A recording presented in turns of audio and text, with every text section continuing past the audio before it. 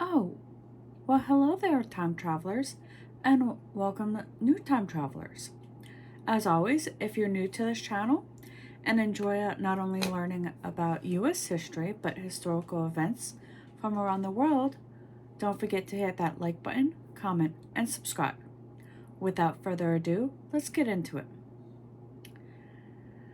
Today we're going to start in 1836 when French opera and a ballet composer Leo Deblez, who was the first to write music of high quality for the ballet, was born in Saint Germain du Val. 12 years later, in 1848, the Communist Manifesto, written by Karl Marx and Frederick Engels, was first published. The pamphlet became hugely influential. 1866 brought us American Lucy Hobbs Taylor, who became the first woman to earn a doctorate in dentistry. 10 years later, in 1876, aristocrat sculptor Constant Barcossi was born in Romania. For those who enjoy my adventure vlogs and going to monuments and were wondering when some of the monuments were built, the next event is for you. We'll make a stop in 1885 when the Washington Monument was dedicated on the grounds of the mall in Washington, D.C. That's actually one of the monuments that is on my bucket list of places that I want to go to, as well as Mount Rushmore, the Grand Canyon, the Smithsonian, and in that, like the Smithsonian, there's I want to say 5 or 6 actual museums there. It's not just one building.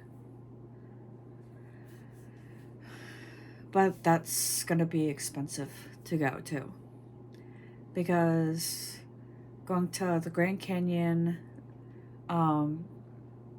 the Mount Rushmore, and places like that, I would need a plane ticket for.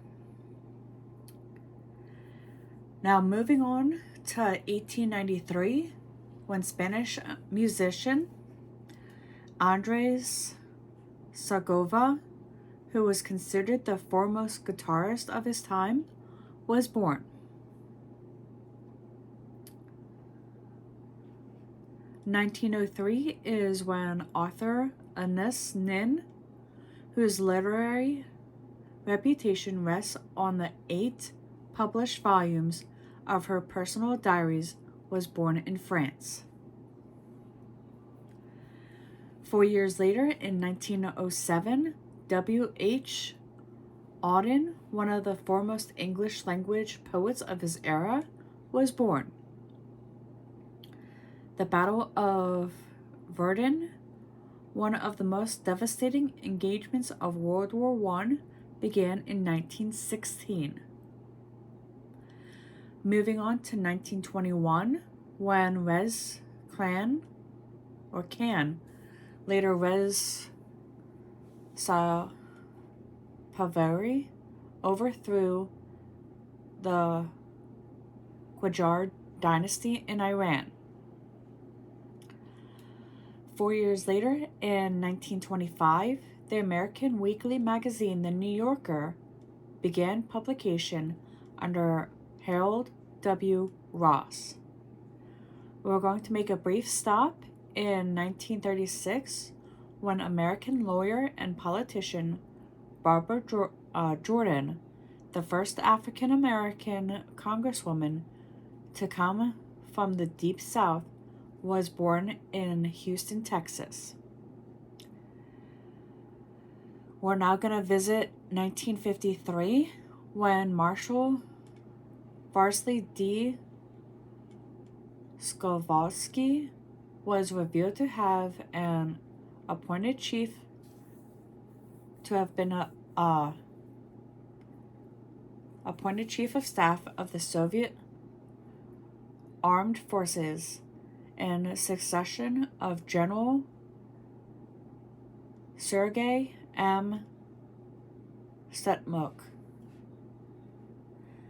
Now in 1972, when U.S. President Richard M. Nixon paid a state visit to the People's Republic of China, ending a 21-year estrangement between the communist country and the United States. The following year, in 1973, when the Toyin government of Premier Prince Savarna Phoma and Pathet Lao signed a peace agreement in Vientiane. I'm not sure where that's actually located at.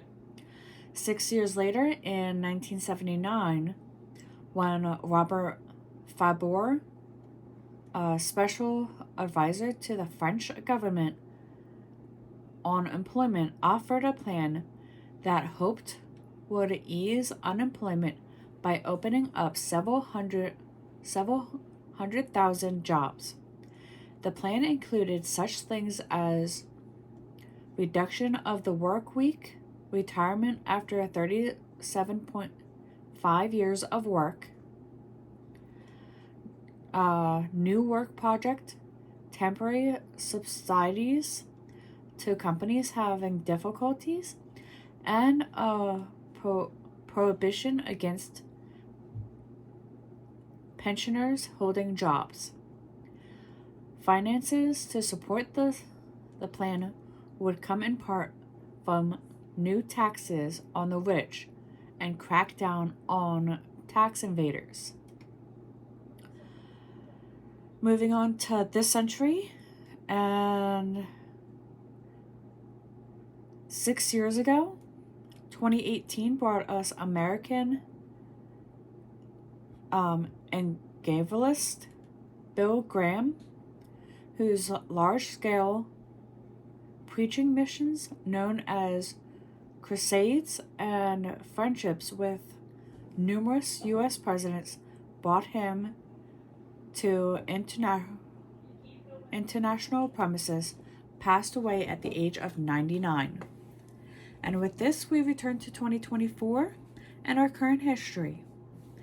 Let's see what this year has in store for us. Until then.